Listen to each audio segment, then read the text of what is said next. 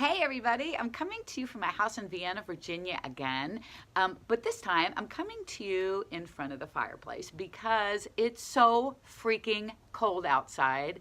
I'm just trying to stay warm here. I hope you are warm wherever you are.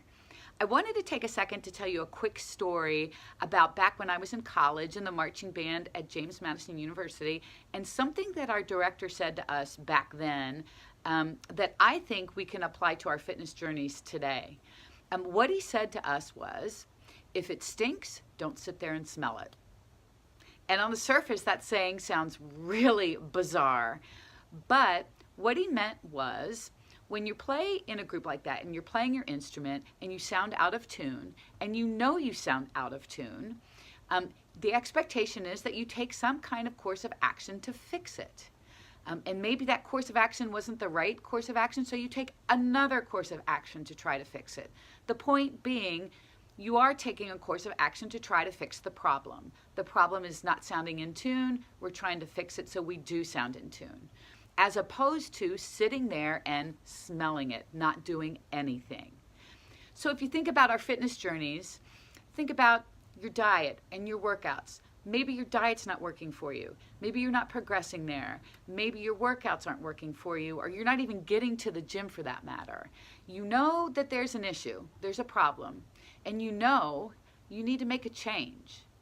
But what's fascinating is why we don't always make a change. We know we need to make a change because it's obviously not working, but we don't make that change. And I think it's based out of fear. I see it a lot. I think people get scared of change. And I think the fear is based on, what if I fail? What if this does not work for me? And all the feelings that will be associated with that failure. I also think people like to be perfect, and people like to have their ducks in a row and try to have everything set up perfectly. And they're afraid that they won't be perfect at this. I think fear paralyzes us. And when we get paralyzed, we don't do anything. We stay the course because that feels like it's a safer place to actually be.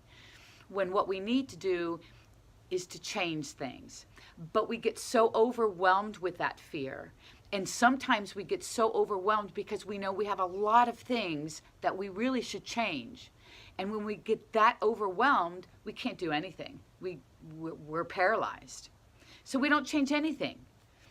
So what I think we should do is to try to change things in small increments, small steps. Instead of thinking globally and changing everything at once, let's start small. Change one thing at a time, maybe two things at a time. So for instance, if you're thinking about your nutrition, instead of listing all the things that you think you need to change with your nutrition right now, try this. Maybe say, I'm going to drink more water every single day. And then do that. Or add something else, like I'll have lean protein at every one of my meals. And just focus on those two things, water and having protein at every meal. And stay with those two things for a while until those two things start feeling almost automatic. And at that point, you've started to create a habit. And then you add another one. Maybe the next one is, I want to increase the amount of veggies I eat at every meal. So then you start working on that one. And pretty soon what's going to happen is all these little successes are going to start adding up, and they're going to start snowballing.